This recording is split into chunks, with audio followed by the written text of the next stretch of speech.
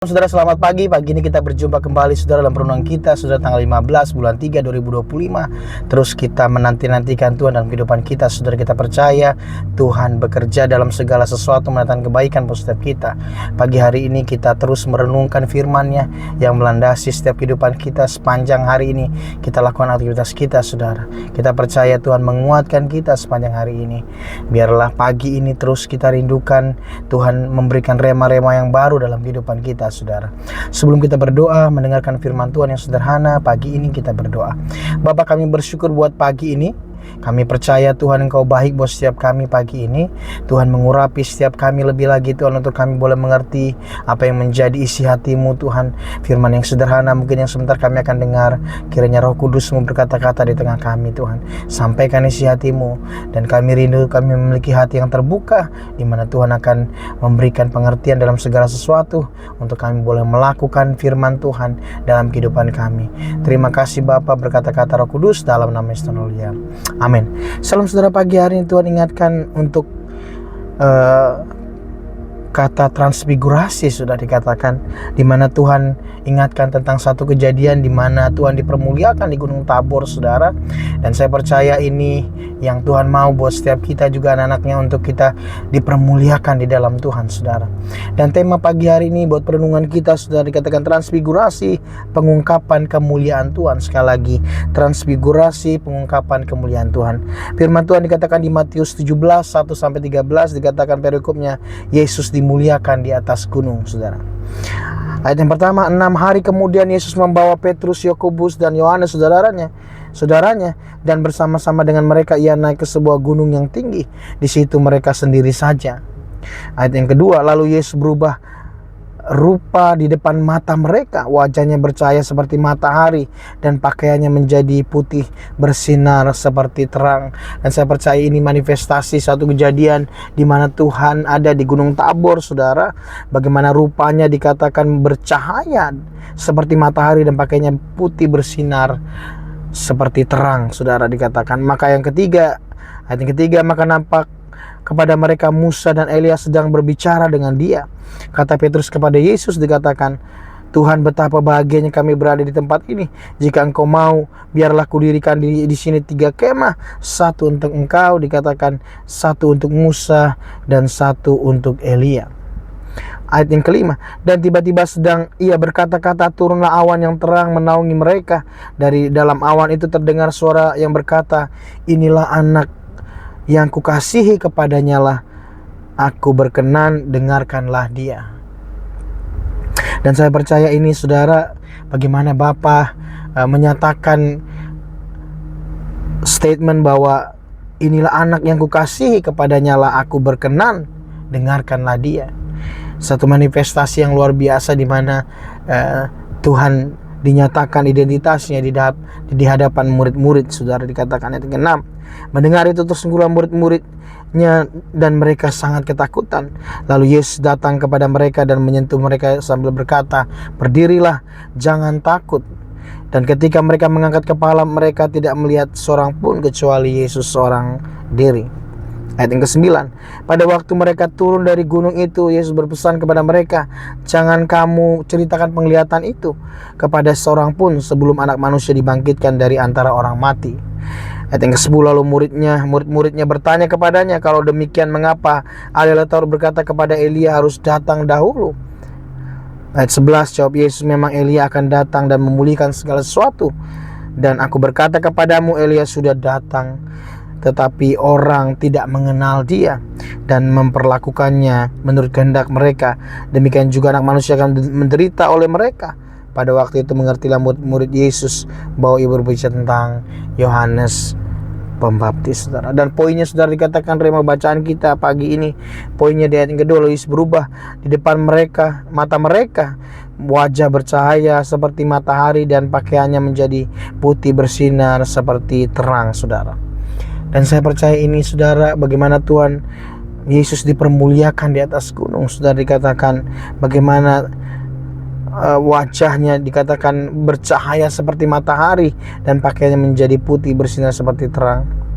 Dan saya ada catat di sini saudara, literatur yang saya cari dan mengenai makna dari Matius 17 1 sampai 13 ini saudara, tentang transfigurasi ini saudara, bagaimana Tuhan dipermuliakan saudara. Dikatakan makna rohani yang pertama, bahwa yang pertama pengungkapan kemuliaan Tuhan. Dikatakan transfigurasi Yesus menunjukkan kemuliaan Tuhan dalam diri Yesus.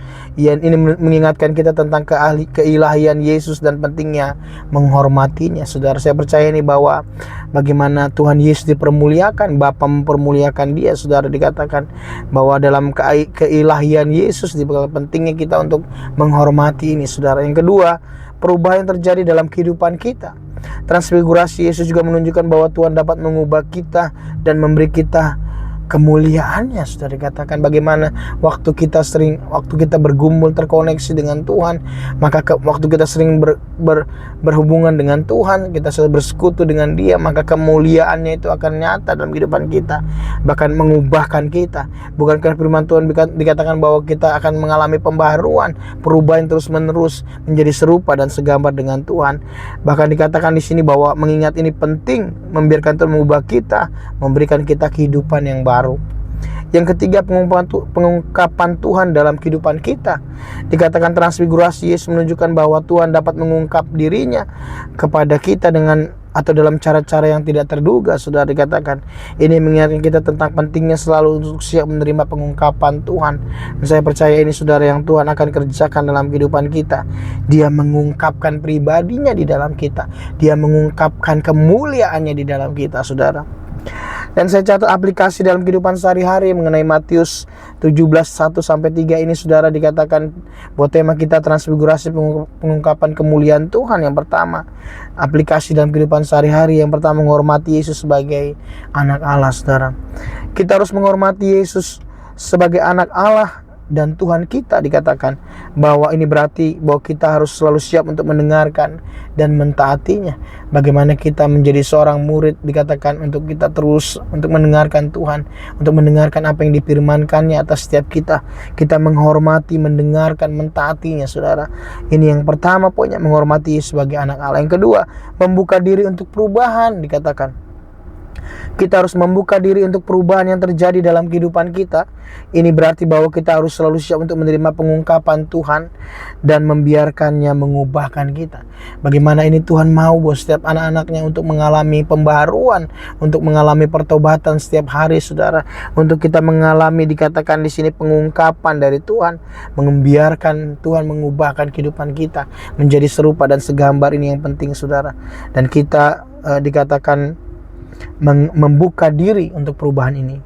Yang ketiga, mencari pengungkapan Tuhan. Sudah dikatakan kita harus mencari pengungkapan Tuhan dalam kehidupan kita. Ini berarti bahwa kita harus selalu siap untuk menerima pengungkapan Tuhan dan membiarkannya mengarahkan kita. Membiarkan Tuhan mengarahkan kita kepada destiny yang Tuhan mau dalam kehidupan kita. Hidup kita bukannya hidup kita hanya lagi, tetapi biarlah hidup Kristus itu yang ada dan tinggal di dalam kita. Kita melakukan apa yang menjadi kehendak-Nya dalam kehidupan kita.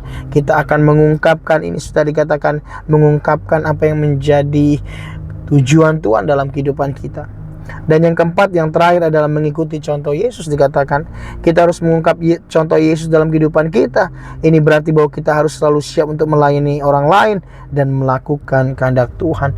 Berarti artinya kita mengikuti contoh Yesus, mengikuti teladan Tuhan Yesus yang memiliki berbelas kasihan buat setiap jiwa-jiwa, berbelas kasihan buat orang-orang yang mungkin terhilang, orang-orang yang mengalami kelemahan dalam keputusasaan. Mungkin saudara, biarlah kita juga memiliki hati yang sama, memberi diri kita untuk kita membantu orang lain, untuk kita boleh keberadaan kita, untuk kita boleh menolong orang lain, saudara. Dan ini Tuhan mau untuk kita mengikuti teladannya, saudara.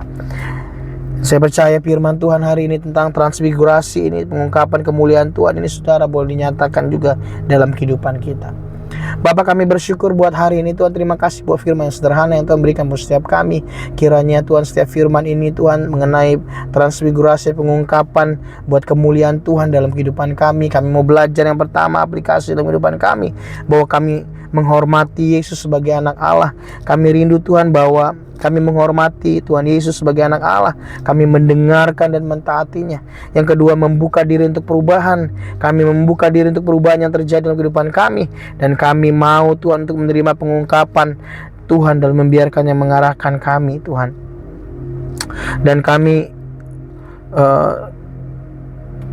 mencari pengungkapan Tuhan ini lebih lagi Tuhan. Yang keempat, mengikuti contoh Yesus. Dikatakan kami mengikuti contoh teladan Yesus kehidupan kami. Kami mau Tuhan terus selalu siap untuk melayani orang lain, melakukan kehendak Tuhan. Terima kasih Tuhan buat firman-Mu yang sederhana Tuhan, Kau ukir taruh dalam loh hati kami. Terus Tuhan, kami sambil boleh belajar untuk kami boleh mengaplikasikan kehidupan kami. Tuhan, kami percaya Tuhan firman-Mu ini akan mengajar, mengubahkan kami lebih lagi Tuhan. Terima kasih, berkati setiap teman-teman hamba-Mu sepanjang hari ini. Aktivitas apapun yang Tuhan kerjakan dalam kehidupan kami, Tuhan buat berhasil. Kiranya tangan Tuhan menolong kami. Kiranya tangan Tuhan terus membantu kami dalam setiap kelemahan kami. Biarlah tangan-Mu terulur pagi ini setiap kami. Engkau memberkati kami. Kiranya berkat, kasih karunia daripada Allah Bapa dan damai sejahtera dari Tuhan Yesus Kristus, persekutuan yang manis oleh Roh Kudus menyertai kami dari dulu, sekarang, sampai selama-lamanya, sampai Tuhan datang kali kedua menjemput kami di awan yang permai. Dan biarlah berkat-Mu utuh atas setiap kami. Terpujilah nama-Mu Tuhan yang di dalam nama Yesus. Haleluya. Amin. Salam Tuhan Yesus memberkati teman-teman semua. Tetap semangat, andalkan Tuhan. Terus mengalami pengungkapan kemuliaan Tuhan dalam kehidupan kita. Tuhan Yesus memberkati teman-teman semua. Amin. Amin.